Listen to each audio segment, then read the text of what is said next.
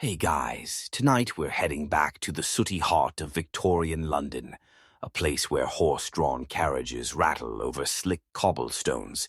The air smells faintly of coal smoke and something suspiciously like rotting cabbage, and every flickering gaslight casts long, twitchy shadows on narrow alleys. But tonight you're not a lord or a duchess. You're stepping into the worn boots, or more accurately, the pinching lace-up heels of someone history often whispers about but rarely invites center stage. A brothel worker. You're not in a gilded drawing room. You're standing in front of a dark wooden door painted red, nearly hidden between a fishmonger's stall and a pawnbroker with a taxidermy badger in the window. It's 1883, it's drizzling, and your corset is already cutting into your ribs. You probably won't survive this, at least not without a sense of humor and a strong stomach. So before you get comfortable, take a moment to like the video and subscribe, but only if you genuinely enjoy what I do here. And if you're listening from somewhere interesting, post your location and local time in the comments. I love seeing where this sleepy little time machine reaches. Now, dim the lights, maybe turn on a fan for that soft background hum, and let's ease into tonight's journey together. You push open the door, the heavy wood creaking like it has a secret. Inside, the air is thick with rosewater, tobacco, and the faintest trace of gin. A low fire flickers in a soot-stained hearth. This is the Lily House, one of a dozen brothels tucked into the maze of 7 dials. You're new, green. Your name here isn't your real one. It's something floral, charming, and just a bit forgettable. Let's call you Violet. Madame Beatrix, the proprietress, gives you a glance that weighs 100 things at once. Height, teeth, posture, desperation. Then she hands you a basin and a brush and point. T.S. toward a narrow staircase. No words exchanged, just routine. Upstairs, your room is barely wider than the bed. A cracked mirror leans against one wall. The wallpaper peels like it's trying to leave. You can hear the muffled thump of boots next door, then a giggle that turns into a cough. You get dressed quickly, fumbling with buttons and stays. No one helps you. Your corset laces too tight. A frilly shift, stockings with a run already forming. Historians still argue whether brothels actually provided uniforms or if women were expected to bring their own costumes. Either way, you look like you belong on a biscuit tin, not in a bedroom. There's no dinner. Just a stale heel of bread in the kitchen and something floating in the gin that you try not to look at too closely. You sip anyway. It calms the nerves, or at least it numbs them. The house opens at sunset. The gaslights hiss to life, the curtains are drawn, and a strange silence fills the air, like the breath before a thunderclap. Your first customer isn't as dramatic as you imagined. He's older, wears gloves indoors, and speaks in clipped phrases. You try to smile. He doesn't notice. When he leaves, he forgets his handkerchief. Monogrammed, you'll find a drawer full of those by month's end. Later, in the parlor, the other girls sit in a crooked circle playing cards. One cheats, one scratches at her scalp. One keeps glancing toward the door, waiting for someone who probably isn't coming. You join in, not knowing the rules, and lose all your pins. No one cares. The camaraderie here isn't deep, but it's real. You're in the same boat, even if it's slowly sinking. Downstairs, Beatrix talks to a police officer. Quietly. Too quietly. Everyone pretends not to notice. Brothel owners often paid off the local constables for protection, which could mean anything from overlooking licenses to ignoring mysterious disappearances. No one asks questions unless they want answers that bite back. You go to bed at dawn. Not sleep, just bed. The sheets smell faintly of lavender and sweat. You hear someone crying in the hallway, muffled, someone else laughing in her sleep. The city never really sleeps, and neither do you. Not properly. You stare at the ceiling, counting cracks. There are moments of softness. One client brings you a flower, another reads you a poem, not his, but sweet anyway. You tuck those memories away like pressed petals, hidden in the back of a drawer where no one can steal them. And still, each night you rise again. Powder the face, rouge the lips, smile like it's not cracked around the edges. One night you meet a chimney sweep who pays just to talk. Another, a butcher who gives you a pork pie. You pretend to eat it. You don't know where it's been. Some customers want strange things, tickling with a feather, pretending you're their childhood nanny, quoting Shakespeare mid-embrace. Some are kind, some are cruel. Some forget your name even as they whisper it. A fringe historical theory claims some women in brothels secretly recorded the odd behaviors of their clients and passed them on to reformists or journalists. It's not confirmed, but wouldn't that be delicious? One morning you wake up to frost on the inside of your windowpane. Your toes are numb. You wrap yourself in every spare shawl and sip tea that tastes like boiled socks. Still, you manage a wry smile. You're surviving. For now. You wake up late, closer to dusk than dawn, with your limbs tangled in blankets that never seem quite clean, and your head fuzzy from the cheap gin. The gaslight sputters as you splash icy water on your face. No warm baths here, just a chipped porcelain bowl and a cloth that smells faintly of someone else's perfume. You stretch, yawn, and reach for your corset. Time to become someone else again. Corsets. You knew they were uncomfortable, but no one told you they were warfare. You loop the laces through eyelets, pulling until your waist protests with every breath. It's like trying to fit into a teacup. The boning digs into your ribs.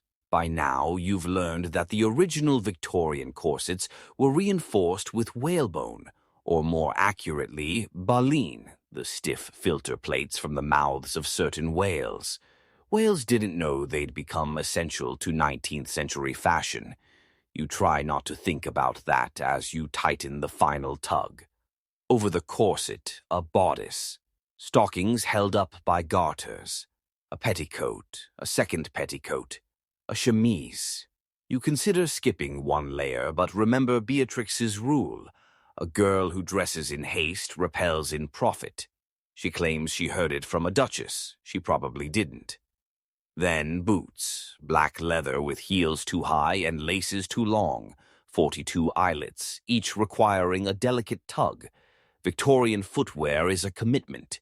You once spent nearly an hour lacing up only to realize your stocking had slipped down, bunched around your ankle like a deflated sock puppet. No one helped. They just watched, smoked, and smirked. And now the face. Powder to hide the dark circles, rouge to mimic innocence. You've perfected the art of applying it with a cracked mirror and a single candle. Too much, and you look like a ghost. Too little, and you look like what you feel. Somewhere in between is alluring. You dab perfume behind your ears. Real perfume is too expensive, so most girls mix rose water with whatever they can afford. You've used lavender oil, vanilla extract, and once, in desperation, clove water meant for toothaches. It worked, sort of. The client said you smelled mysteriously foreign. You decided to take that as a compliment. Downstairs, two girls are arguing about whose turn it is for the good chair. The good chair has both arms and no mysterious stain. You settle into the second best one, smoothing your skirts.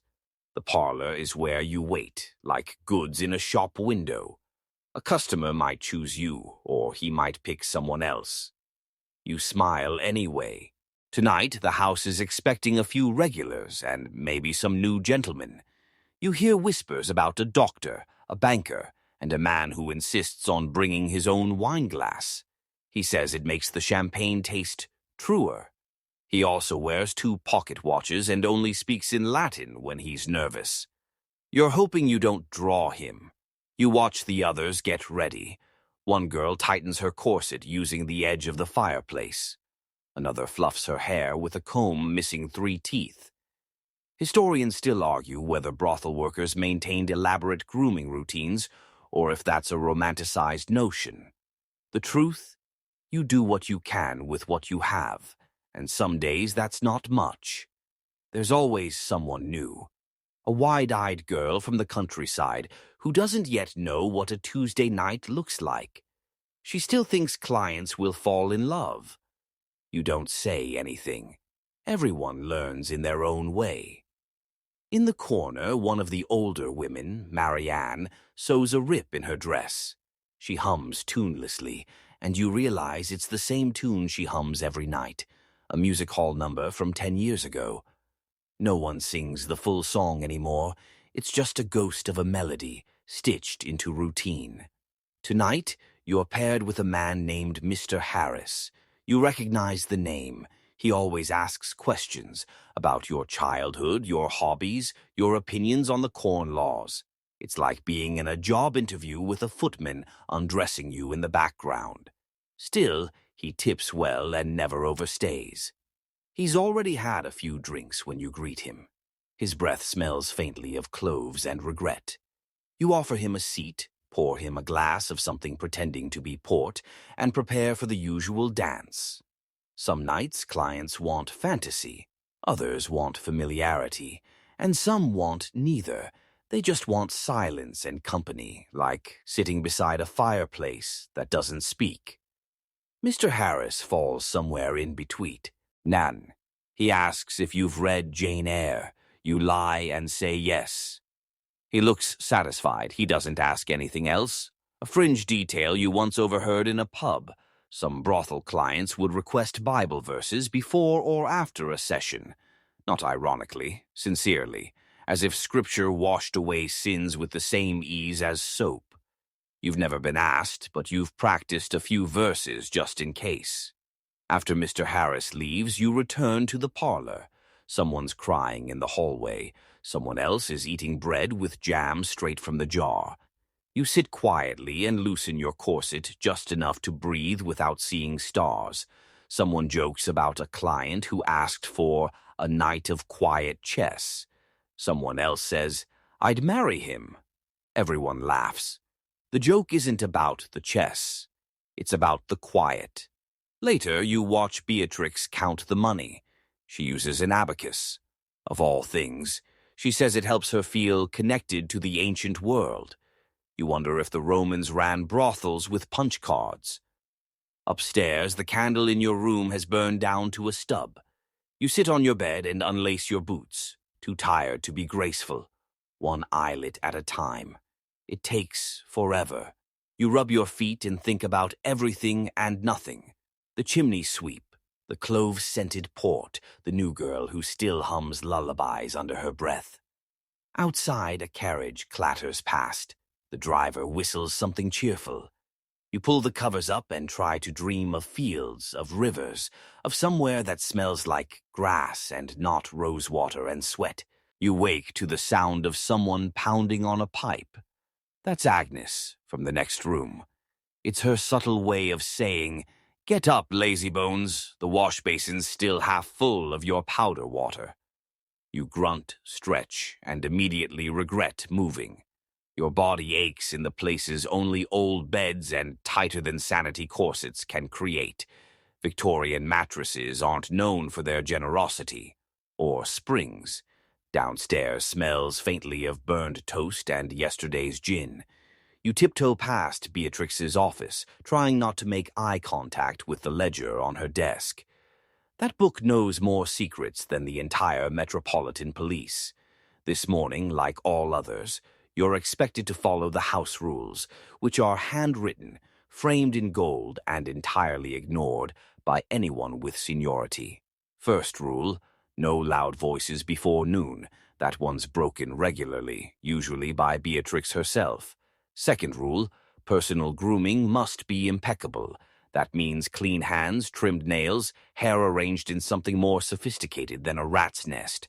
Not always easy when your only comb is missing half its teeth and your wash water is closer to foggy, then clear. Third rule, no pets. Which is odd, considering the ginger cat that sleeps on the hearth and has been named 5 different things depending on the mood of the girl feeding it. Currently, he's General Macaroni. Today's your cleaning day. Everyone takes turns, and if you skip yours, your next customer will mysteriously be the one with the wandering hands and strong opinions about foot odor. The house may be filled with lace and wine and suggestive paintings, but it runs on rules, strict ones. There's even a fine system. Late to line up? A penny. Caught napping? 2 pennies. Caught napping in a client's bed without said client? A shilling and a lecture. You're responsible for dusting the front parlor. It's all mahogany furniture, fake palms, and doilies stitched by someone who had way too much time. You dust around the porcelain figurines, shepherdesses with vacant eyes, and one particularly unnerving cherub whose expression seems to change when you're not looking. Behind the parlor curtain is the velvet chaise longue, the centerpiece of the room. It's been recovered 3 times this year alone due to accidents. You don't ask, you just fluff the pillows, spritz the air with rose water, and move on to the next task. Bathrooms, if you can call them that, are a shared ordeal. 2 lavatories for the entire house, each with a temperamental chain pull and toilet paper that's rationed like gold. There's also a tin bath in the cellar for deep cleans. If you're lucky, it's just warm enough not to freeze your hopes and dreams. You clean it today, scrubbing off someone else's ring of lavender oil. Historians still argue whether brothel hygiene standards were better than those in typical working-class homes. Some evidence suggests women in brothels had more regular access to soap and water, if only because clients expected it. But clean doesn't always mean safe. You've had 3 girls this month go to the infirmary with infections. 1 came back. The other 2, no one says much. Upstairs, Beatrix does room inspections.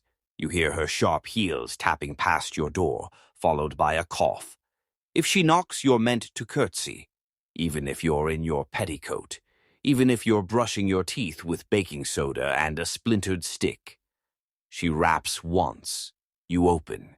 She surveys the room like she's measuring it for auction. She sniffs, literally. Smells like onions, she mutters. You haven't had onions in 3 days. You smile and say nothing. It's safer. One of the newer girls, called Nellie, though that's probably not her real name, gets caught with contraband, a pamphlet from a group called the Ladies' Association for the Moral Reformation of Prostitutes. Beatrix confiscates it, lights it with a taper, and drops it in the fireplace without breaking eye contact. Nellie doesn't flinch, but her fists stay clenched long after the ashes scatter. You try to stay out of the drama, but drama finds you, like when Agnes accused Clara of stealing her bonnet, or when the gin bottle went missing and everyone pointed at Daisy, except Daisy was out walking with a client and came back tipsy, but with the bottle. She claimed it had walked to her. Even the furniture holds grudges. There's a corner chair no one sits in since Gertie twisted her ankle trying to impress a client with a backwards pose. The chair's been slightly off balance ever since, and the story's grown into legend.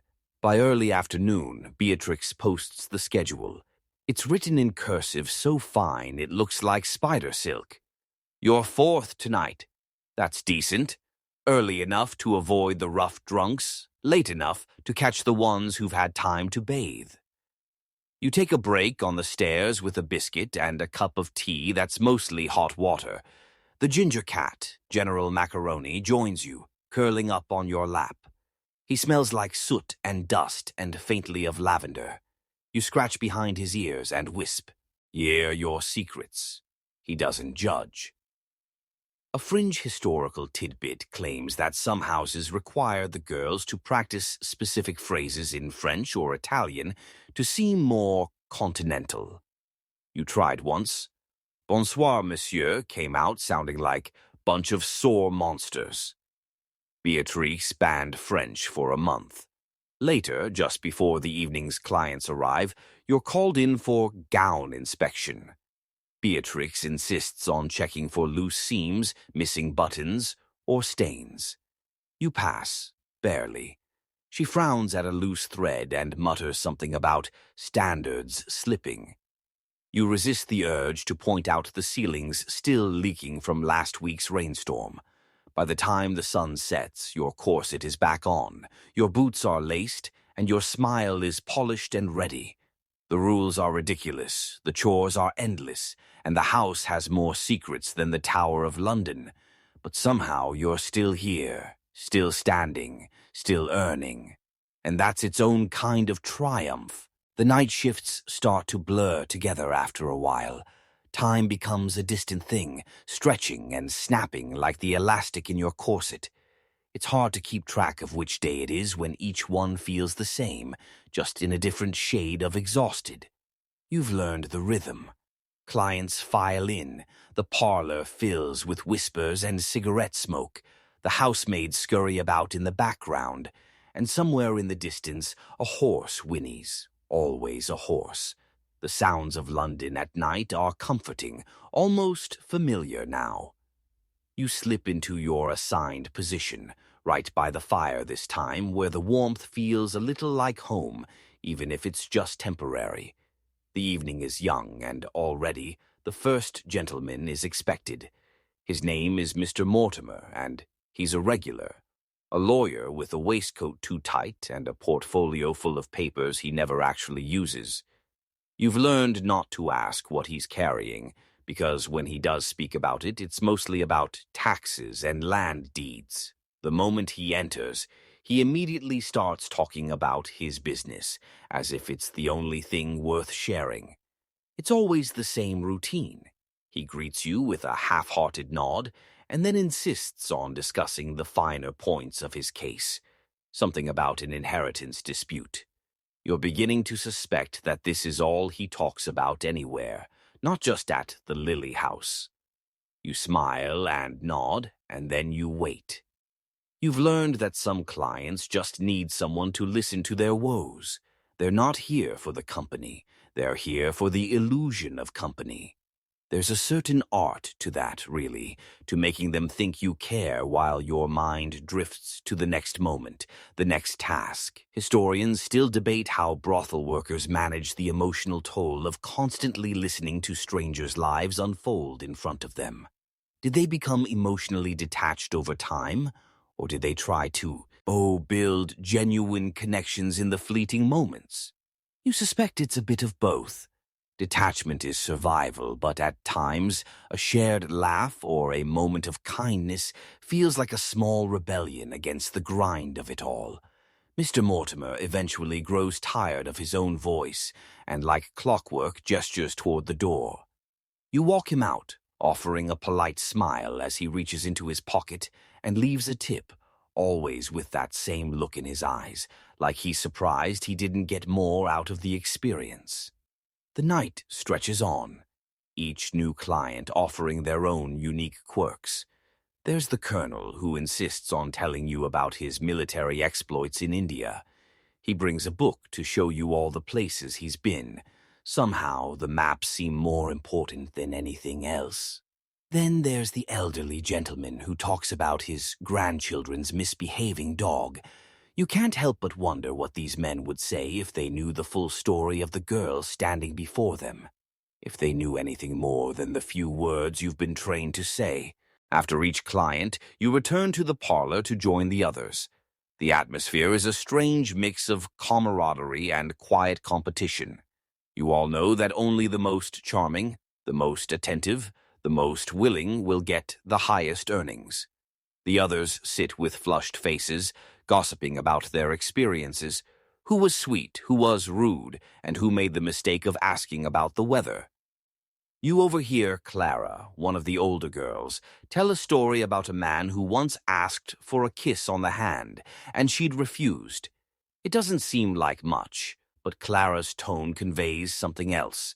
The story is about power. A refusal is a small act of resistance, of reclaiming a scrap of dignity. But that's not how it works here. Refusal is rare.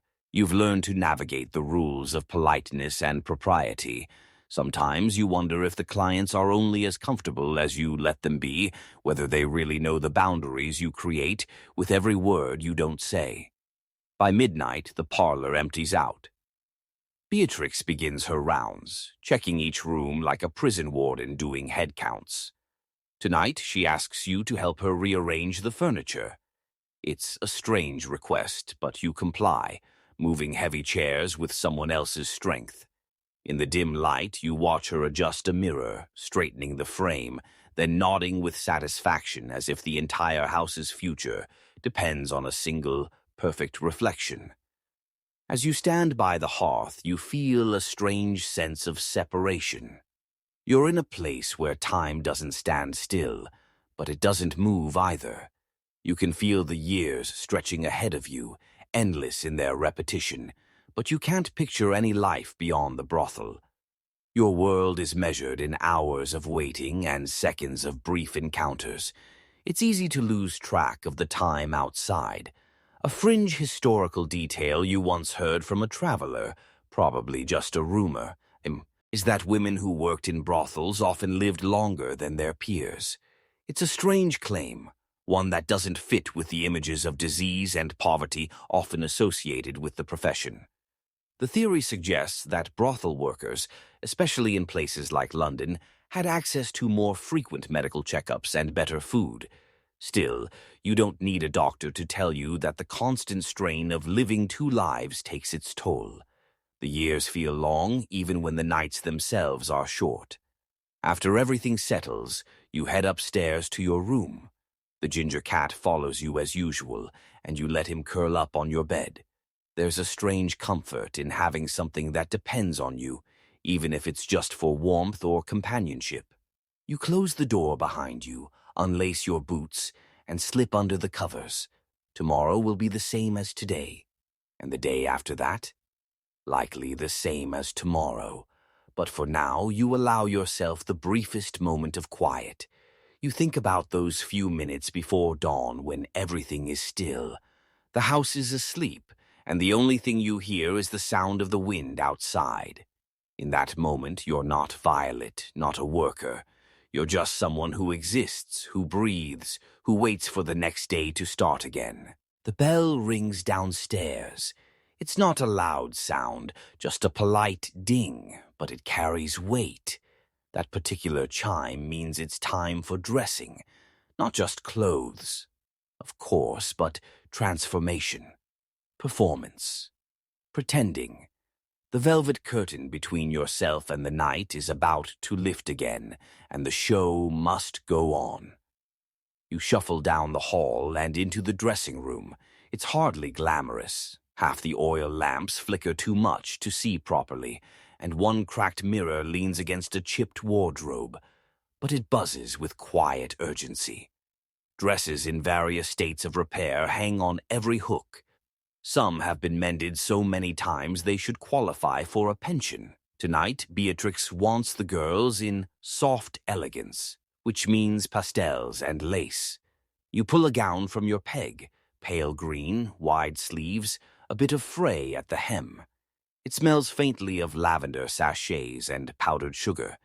You try not to think about how many women have worn it before you. You squeeze into the dress, twist your hair into the recommended style, half up with ringlets, a nightmare with no proper curling iron, and reach for your ribbon choker. Every girl has her own. Yours is black silk, slightly frayed, but it makes your neck look longer. Or so Clara says, and she has unnerving fashion instincts. Once dressed, you file down to the front parlor, each of you taking a spot like mannequins in a shop front. The lamplight casts soft gold across your face, smoothing over fatigue, age, memory. You smile, because the clothes are just the wrapping. The real work begins with the way you carry it. Fashion here is theater. Clients expect fantasy. A world where nothing stinks, no one has debts, and your hands are always as soft as a duchess's sigh. Your clothes must support that illusion. Corsets cinch you into the preferred silhouette, a wasp waist that could snap under pressure. Bodices emphasize the bosom. Layers of petticoats add bounce to your walk, and everything must gleam, even if it's made of stitched lies. You've become a master of quiet improvisation. One client likes blue ribbons, so you tuck a spare into your cleavage when you know he's coming. Another favors lace gloves. You borrow them from Clara in exchange for helping with her petticoats later. Victorian fashion is absurdly impractical. You've tripped over your skirts more times than you can count. Buttons pop off when least convenient, and the lace snags on everything. Clients' rings, the fireplace grate, that one nail in the stair banister that Beatrix keeps promising to fix. Still, clothes are power. The right dress can make you feel untouchable, even when you're anything but. You catch sight of Agnes across the room. Her dress tonight is bold red, more scandalous than sweet.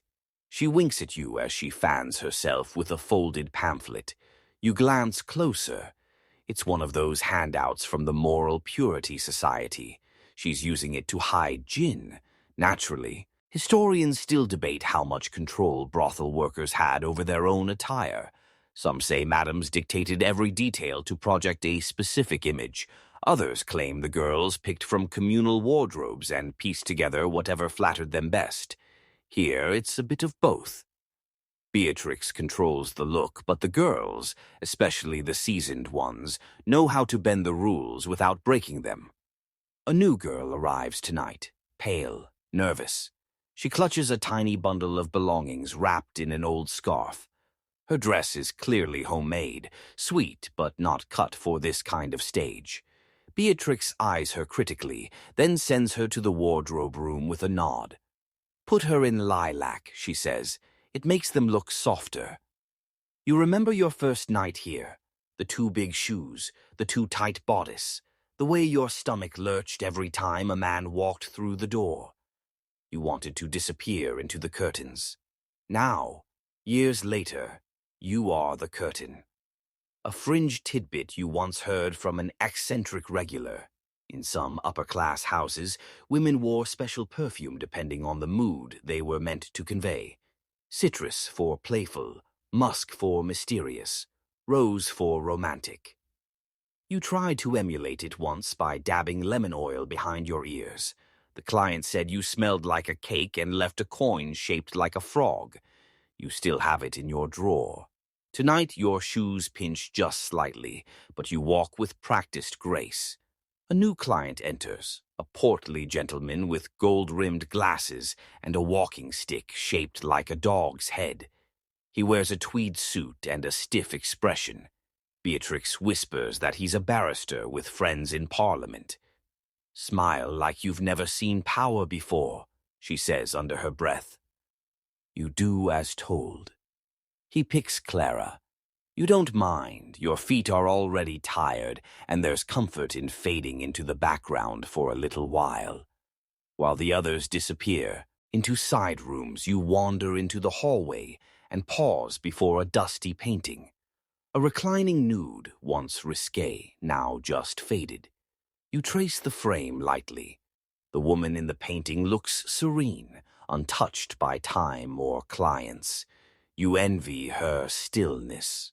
Back in the dressing room, you sew a missing button onto a bodice while chatting with Marianne. She tells you about a friend who supposedly ran off with a poet. "To Brighton," she says, eyes twinkling. "He bought her a pony." You raise an eyebrow. "A poet with money for ponies?" She shrugs. "Stranger things have happened." You both laugh quietly. Outside, rain begins to patter on the glass panes. You love the sound. Soft, steady, safe. Inside, the parlor buzzes again. More clients, more illusions, more gowns slipping off shoulders with theatrical ease. And under it all, your skin prickles with the weight of the fabric. The corset digs, the boots chafe. but your smile stays painted on. After all, the costume is only half the job. The other half is pretending it doesn't hurt. You're in the parlor again, reclining just so on the brocade settee, enough to look casual, but not so much that your bustle creases. It's a performance you've perfected, like sitting for a portrait where the painter never arrives. The candles flicker in their sconces, casting long romantic shadows that make the peeling wallpaper look almost artistic. Tonight's pace is slow. The regulars haven't come yet, and Beatrix is pacing like a general before battle.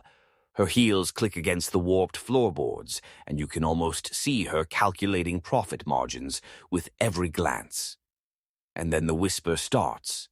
You hear it first from Clara, who heard it from a maid, who got it from the stable boy who definitely isn't supposed to gossip, but absolutely does. A baron might visit tonight. The whole room shifts. Girls sit straighter, fluff their curls, adjust ribbons. Even Beatrix applies more rouge. It's not every day that someone with a title walks through your battered red door.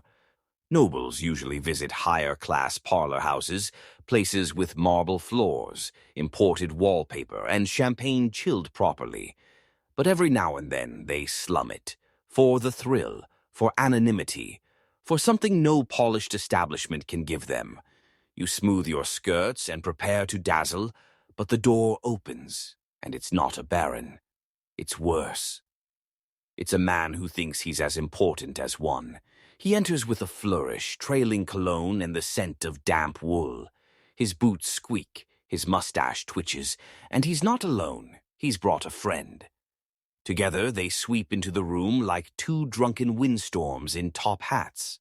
They choose Agnes and Nellie, and within moments the air is filled with laughter too loud and perfume sprayed too generously. You keep your smile neutral. Let them enjoy their performance. As the night creeps along, you drift between rooms, listening more than talking. Every brothel has its secrets, and the walls of the Lily House absorb more than candle smoke. Behind the red velvet drapes, truths slip free like loose garters. In the back salon, someone mentions a bishop who visits incognito. He removes his collar, but not his guilt. In the upstairs bath, Daisy claims she once had a duel fought over her honor, though it was settled with words, not swords, and both men wept. Historians still argue whether Victorian brothels were truly the hubs of scandal they're often portrayed as, or if those tales grew taller with each retelling. But when you live inside the walls, you know better. Scandal is currency here. If you can't spend it, you can at least trade in the thrill of the story. Tonight, the whispers swirl like chimney smoke. A parliamentarian was seen entering a rival house.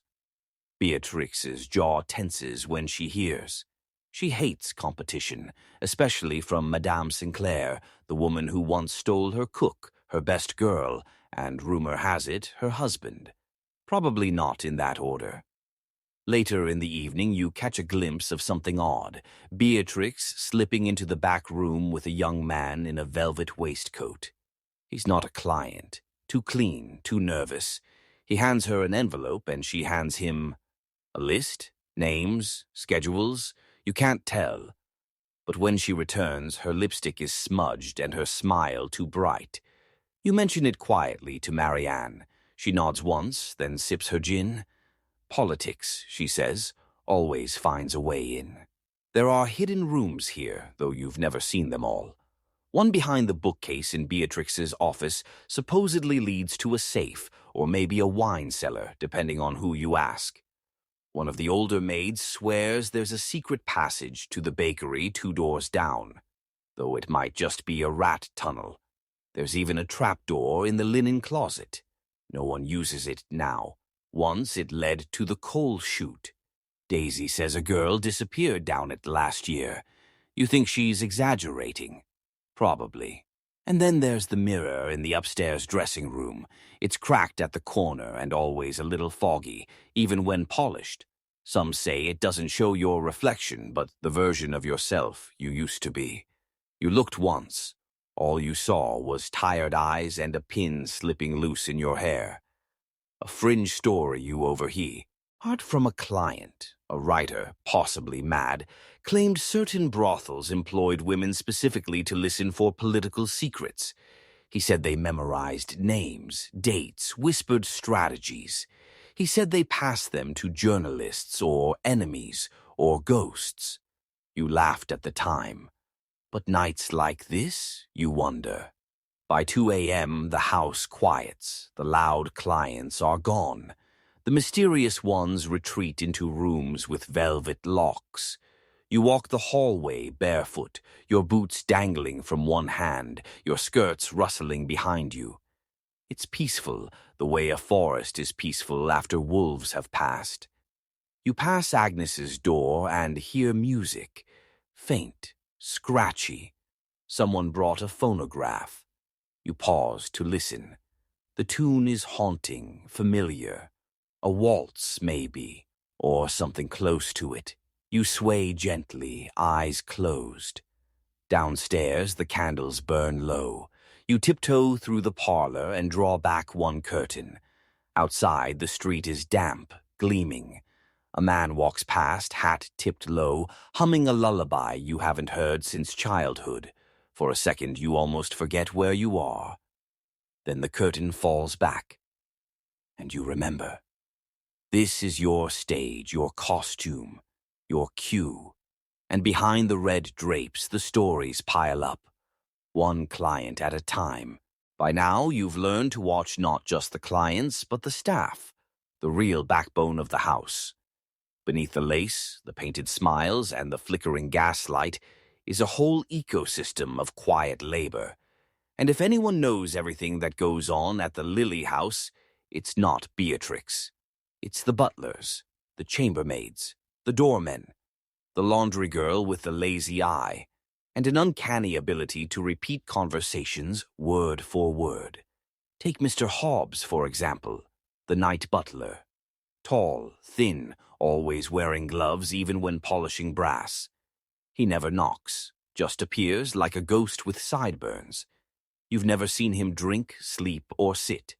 He's been here longer than most of the girls, probably longer than the furniture. Mr. Hobbs knows every creaking stair, every loose floorboard, every drawer cell with a false bottom.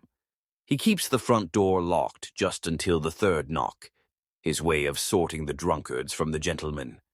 Sometimes he passes you messages in folded corners of linen. Room 3 is occupied. Mr. Harrow left his cane. Don't mention the bishop tonight. Then there's Maggie the maid, small, fast, and always one broom ahead of disaster. She can clean a whole parlor in the time it takes you to lace one boot. She sees everything, especially when she pretends not to.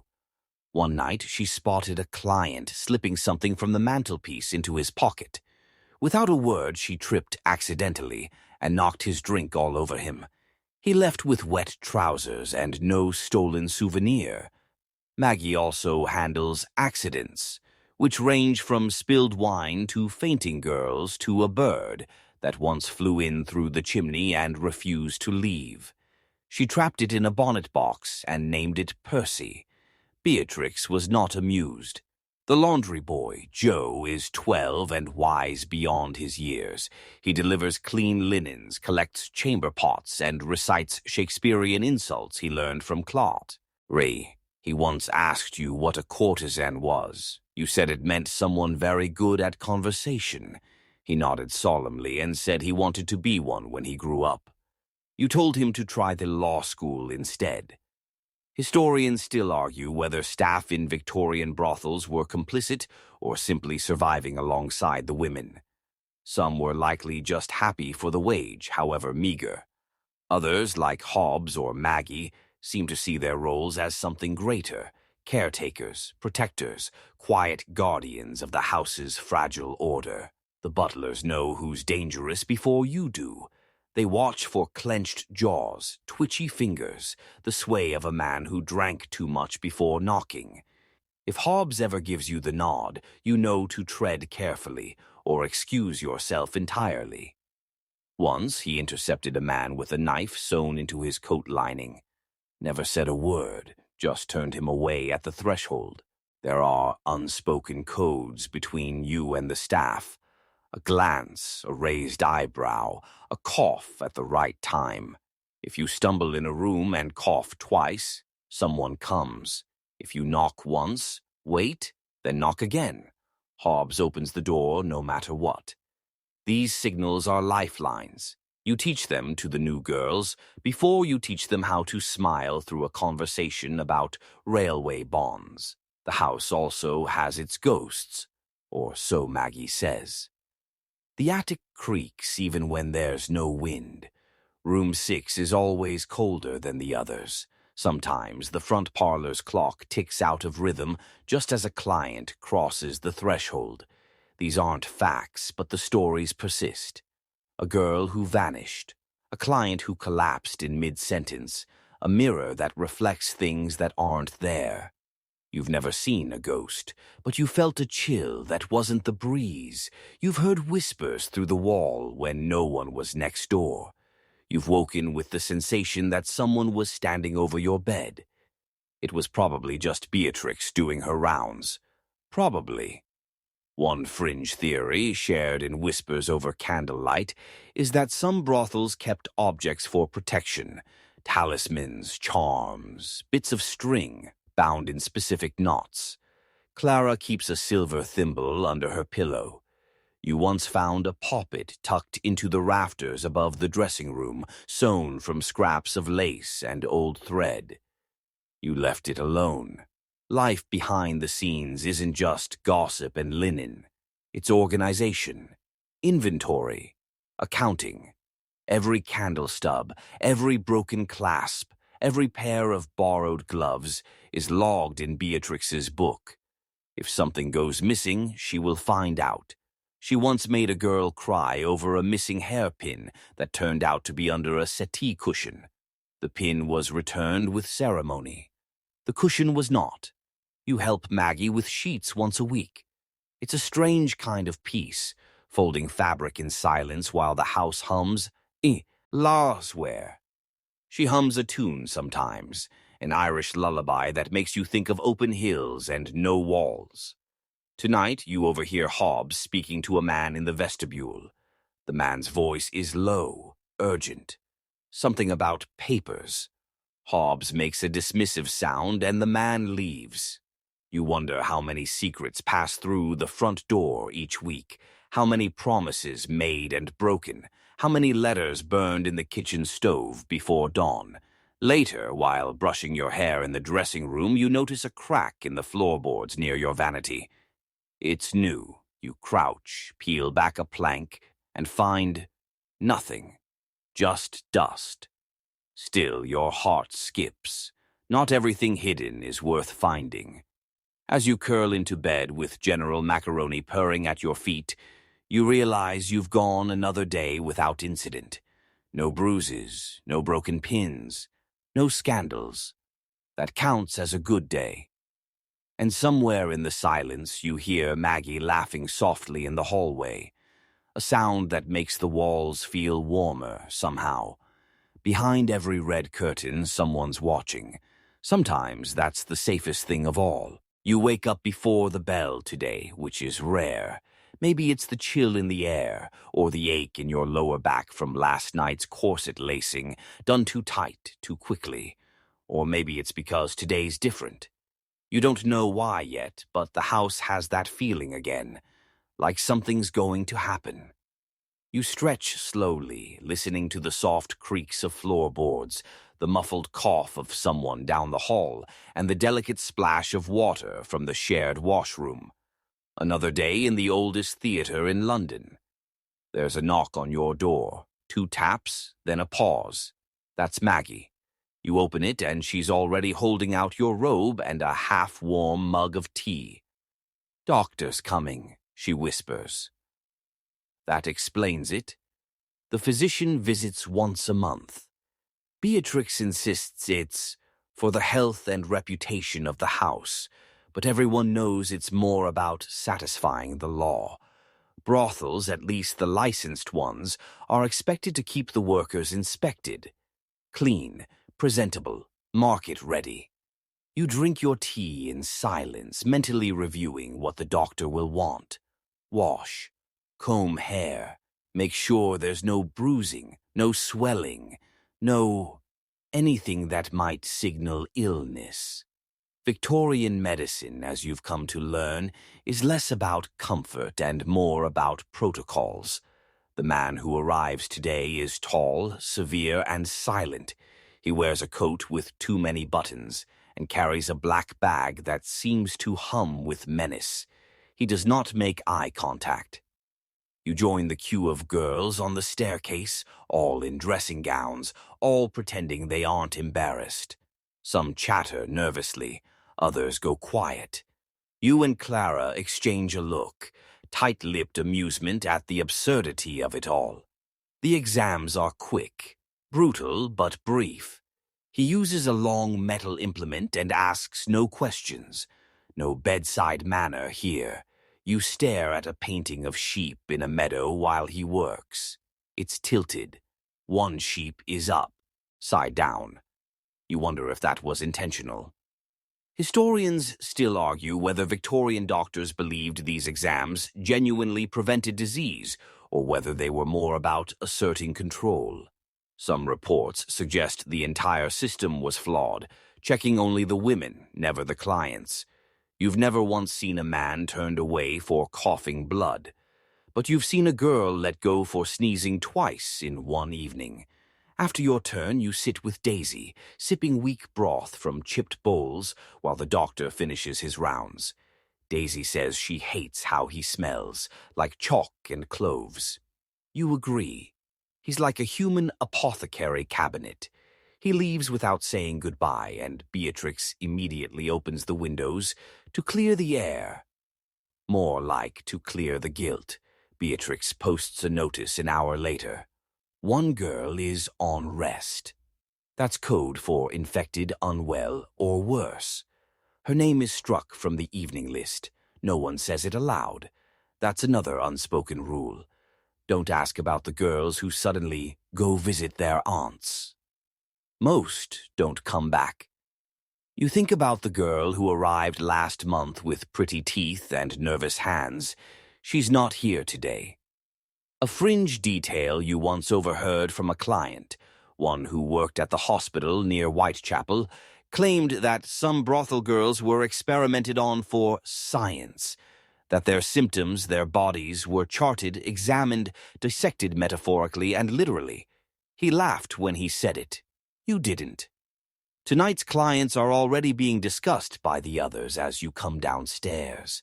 There's a familiar buzz, who's generous, who smells like herring, who once asked Agnes to pretend to be a ghost.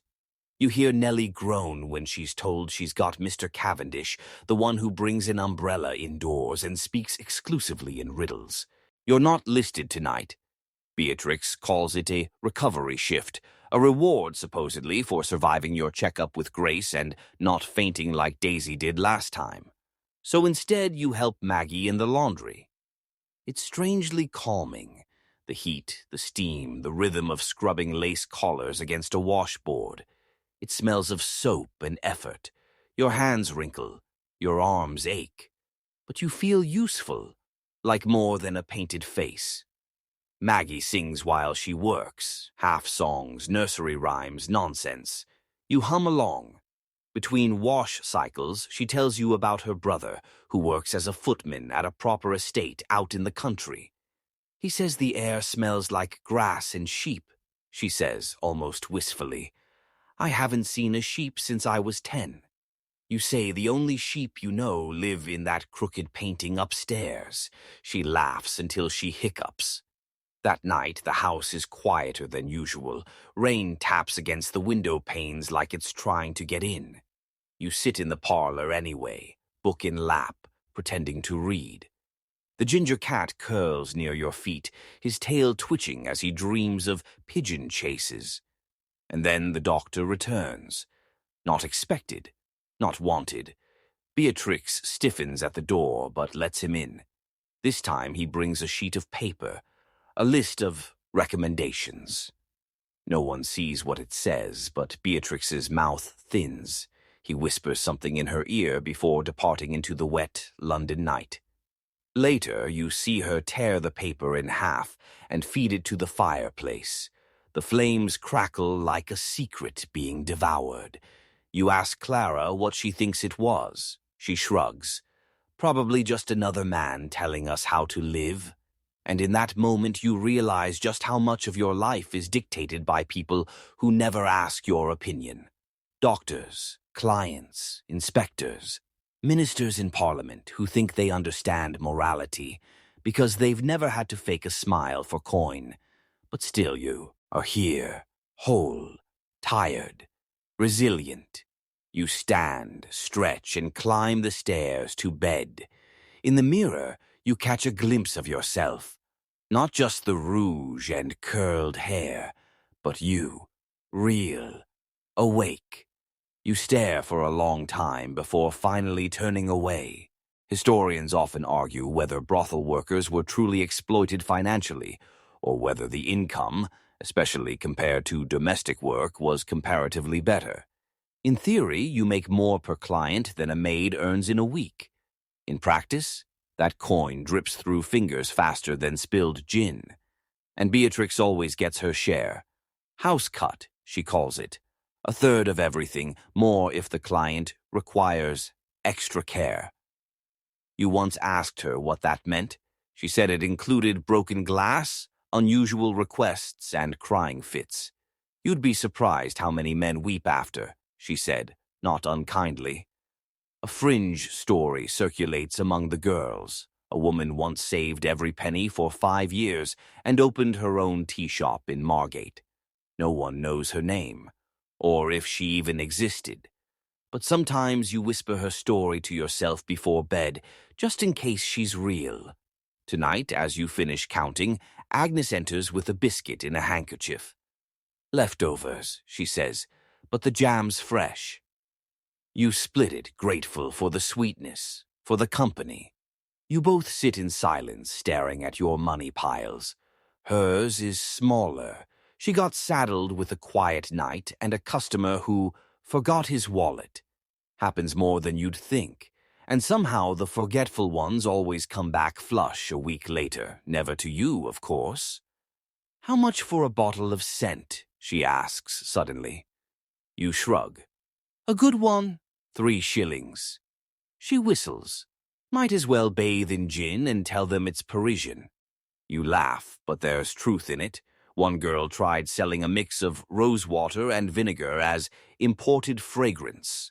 It worked until the client's eyes watered mid-kiss. You think about things you could save for: a new dress, a replacement hairbrush, even a pair of sturdy walking boots for winter, since the ones you've got now have started whispering secrets through the soles. But the saving never lasts. Something always comes up. A doctor's visit. A client who breaks something valuable and insists it was your fault. A cousin who suddenly writes asking for help.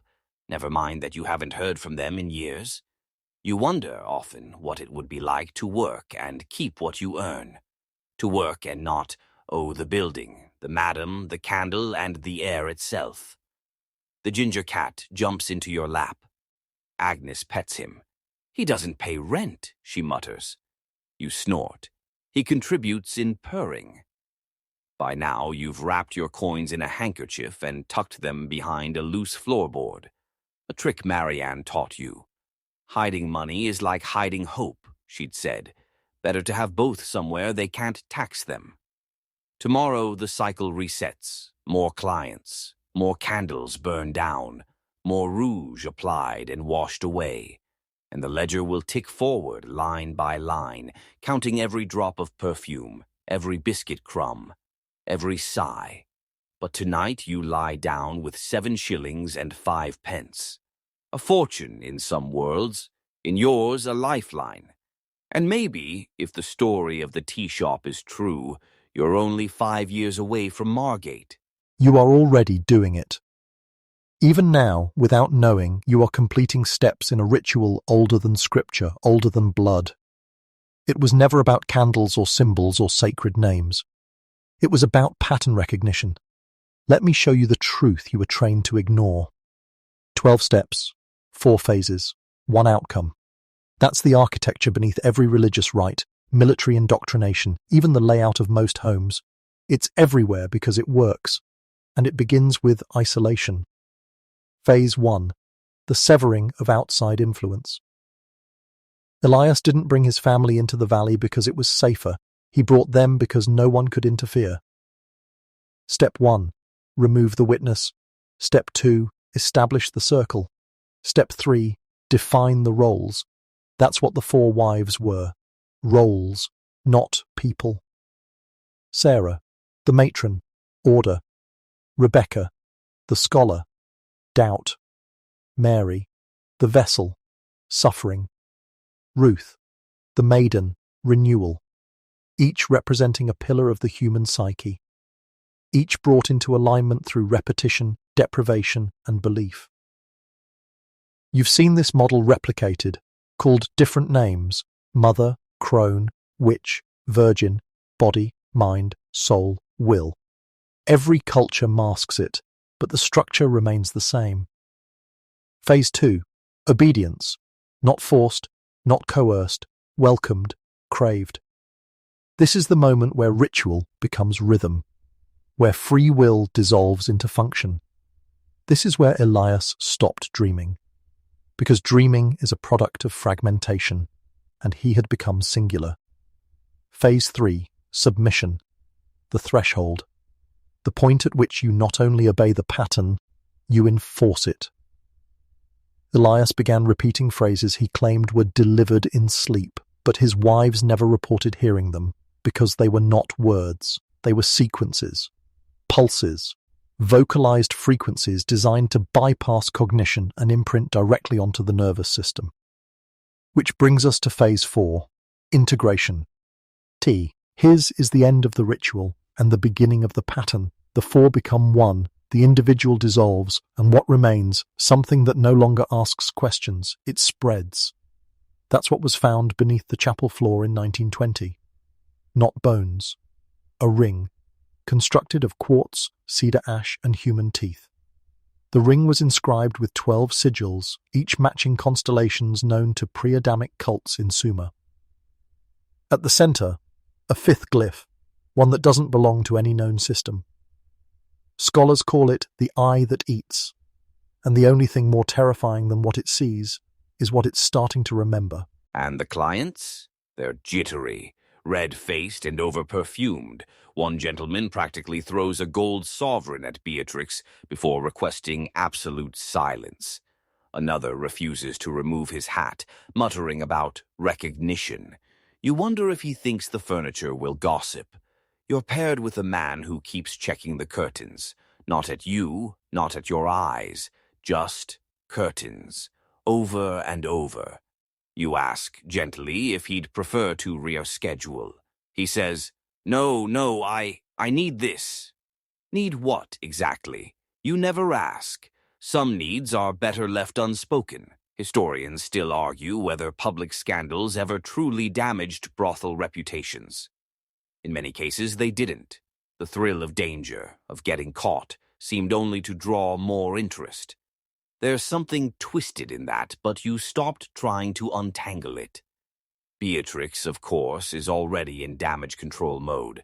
She calls in a printer to design new calling cards under a different name, the Dovecoat. She swaps out the front curtains for navy blue ones. She has Maggie replace the velvet chaise with a less photographable settee. Everything's shifting, like a stage being rearranged mid-play. You and Clara practice answering the door with vague smiles. This isn't the Lily House, you say sweetly. You must be thinking of somewhere else. A fringe detail from Beatrix herself. During the last scandal years ago, she hosted a masquerade night. Full masks, whispered names, cash only. She called it the Night of No Faces. She claims a duke came disguised as a chimney sweep and tipped £100 just to dance. Clara says she's lying. You're undecided. In the days that follow, rumors fly like bats. A maid says she saw a member of Parliament leave through the cellar door. One girl claims a reporter offered her 2 shillings for a name and a wink. You check the newspaper each morning now, just in case your name appears. And it doesn't. But that doesn't mean it won't. The pressure builds. You feel it in your shoulders, your spine, your breath. You can't afford to slip. One wrong word to the wrong man, and suddenly you're not Violet anymore. You're unnamed source. And then a client says your real name, not loudly, not with anger, but casually, like he's always known it. You freeze. He smiles. "Don't worry," he says. "I did some digging. You're not easy to find." You excuse yourself mid-sentence, pretending a cough. In the hallway, your hands shake. You don't go back in. Hobbs handles it. You don't ask how. Later, Beatrix says only, "He won't be returning." And you don't push. That night, you check your coin stash. Still there, still safe. But the thought sticks with you. You're never just yourself here. You're an idea, a name borrowed, a persona curated and protected. The moment someone cracks it, really cracks it, what do you have left? Agnes brings you tea without asking. She doesn't press, just sips beside you. "You know what I'd do," she says, "if the paper printed my name?" You raise an eyebrow. "I'd spell it wrong. Let them chase the wrong ghost. It's nonsense, but it makes you laugh. You sleep restlessly, dreams full of ink and whispers and fingers pointing. In the morning, the papers have moved on. The story's buried behind a piece about a stolen horse and a bakery fire. Life resumes. The curtains stay navy. The nameplate still reads Dovecote. Beatrix doesn't change it back, but you never fully relax again. Because now you know, a secret is only safe until someone needs it. And in this city, everyone's hungry for something to reveal. The next morning starts with lace and judgment. You're halfway through combing your hair when the door creaks open and Beatrix announces with no preamble, "We're receiving a visitor today." She says it like someone says plague, and not just any visitor, a moral reformer. You groan. Officially, these women come from charitable organizations, often attached to churches aimed at uplifting wayward women. Unofficially, they stroll into brothels like they're touring a crime scene, all gasps and raised eyebrows, looking for sin in the carpet fibers. This one arrives by noon. High boots, dark gloves, starched white collar. She's carrying a clipboard like it might smite you. Her name is Miss Eglantine Prescott, and she greets the house with the energy of someone who's never sneezed in public. "Good day," she says, scanning the parlor as if there might be a child hiding under the chaise. "What a quaint arrangement." Beatrix, to her credit, smiles with all her teeth. "We take pride in our home's cleanliness. Would you like to see the schedule for mopping?" Miss Prescott declines. Instead, she requests a group talk in the main room. All the girls are summoned, fresh-faced, coiffed, and trying not to roll their eyes. Maggie hands out teacups with stale biscuits and a warning look. "Behave," it says. Or she'll start quoting scripture. Miss Prescott begins her speech, a well-practiced soliloquy of despair. She speaks of fallen women, of lost virtue, and, your favorite, the silent scream of the soul. You resist the urge to scream out loud. She urges you to consider a better life, perhaps in a laundry school or a ribbon factory. You imagine escaping brothel life only to die under a mountain of unwashed cravats. Tempting. Historians still argue over whether reformers helped or harmed. Some say they offered real alternatives, jobs, housing, support. Others believe they patronized and punished, more focused on saving souls than feeding stomachs. It's possible both were true. The road to redemption often had splinters. Miss Prescott passes out leaflets featuring hand-drawn angels and statistics. 1 in 6 brothel workers dies before 30, she intones. That's if they avoid the bottle. Agnes leans over and whispers, "Tell that to Clara. She's 35 and drinks like a dockhand." You snort. Miss Prescott hears. She frowns deeply, locking eyes with you. "You, dear, what brought you here?" Everyone tenses. You smile sweetly and say, "Carriage. Broke a wheel." There's a pause. Beatrix coughs into her glove. Miss Prescott blinks, then continues, slightly less smug now. You notice the strange way she looks at your feet. She hasn't made eye contact with anyone all morning, but she has fixated on boots, hem lengths, and, unforgivably, ankles. At one point, she shudders visibly at someone's exposed wrist. A fringe detail you once heard. Some reform societies took women to country retreats where they were taught embroidery and silence. One girl returned after a week, saying she was expected to sew Bible verses into napkins. "I don't even like napkins," she said. She left during morning prayers and never looked back. Eventually, the lecture ends. Miss Prescott gathers her things, hands out cards, just in case, and thanks Beatrix with a nod as crisp as her collar. "May you all find your true path," she says on the way out. As the door shuts behind her, silence falls.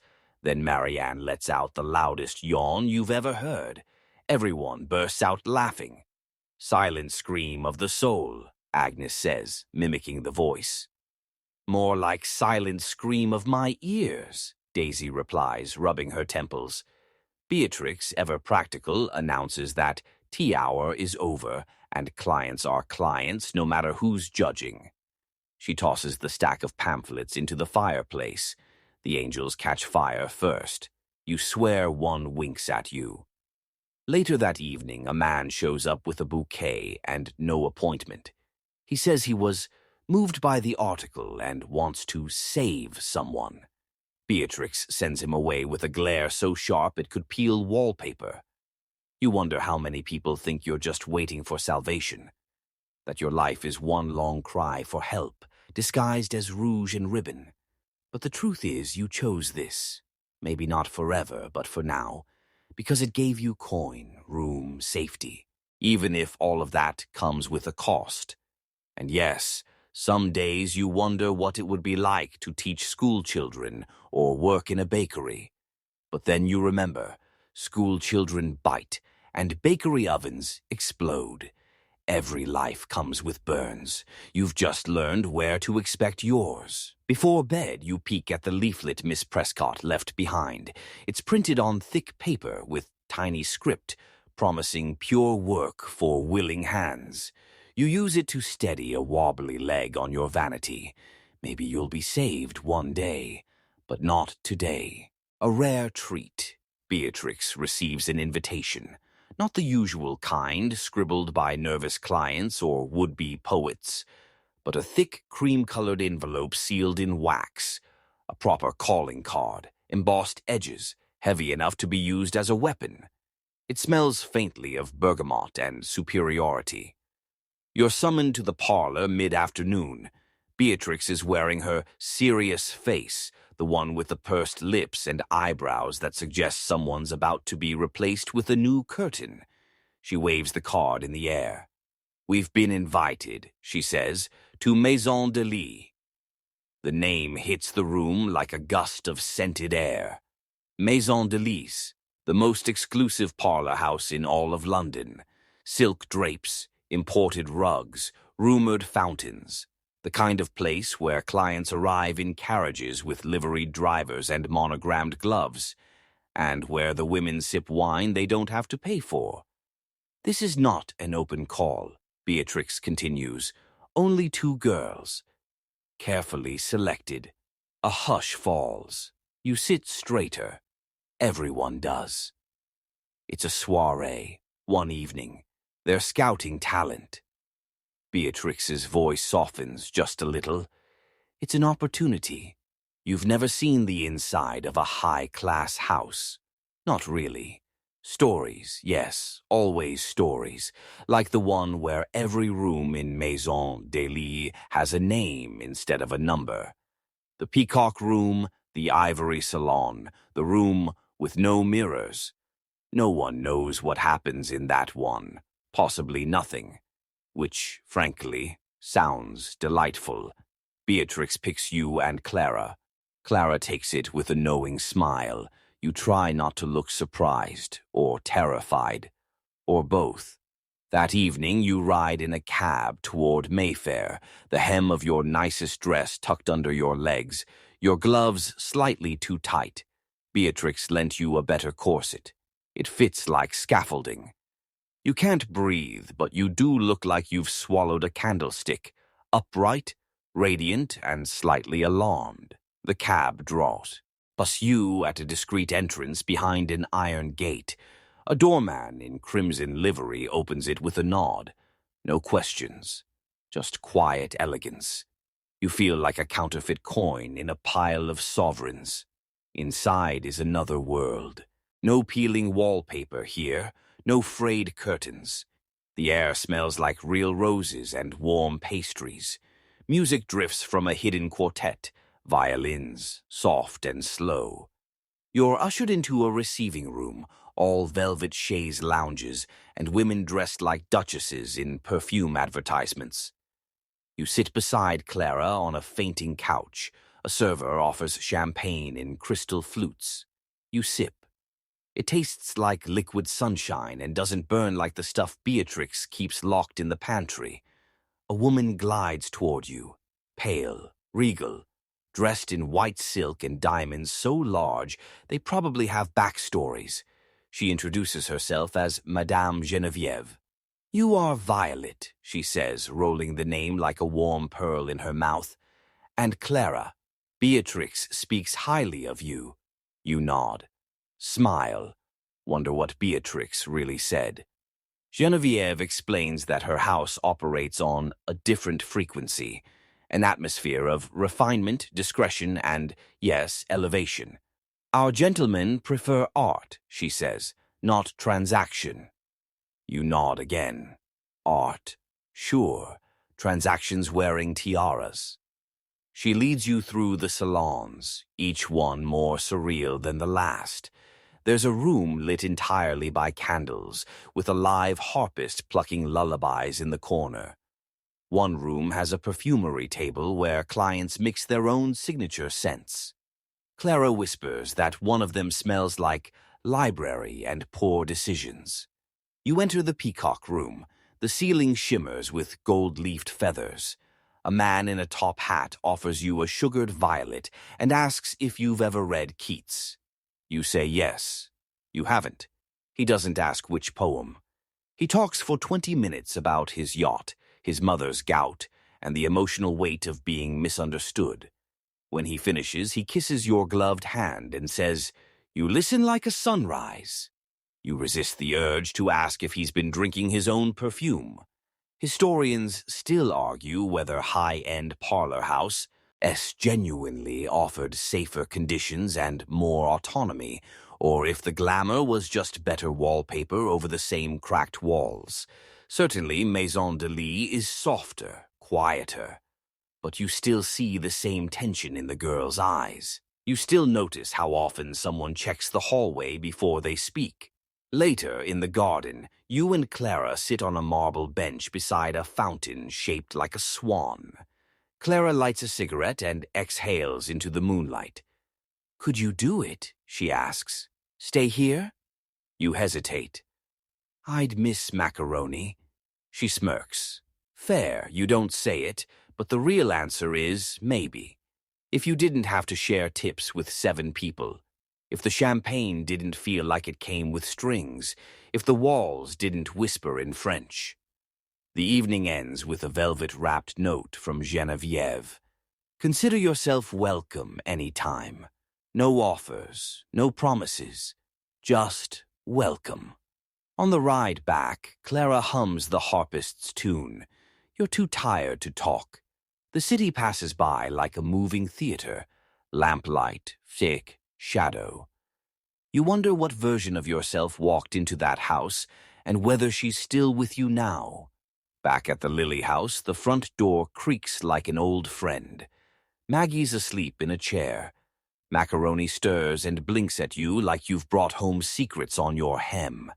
You don't undress. Just sit on your bed and stare at the corner where the wall meets the ceiling. So many lives you could live, and only one body to carry them all.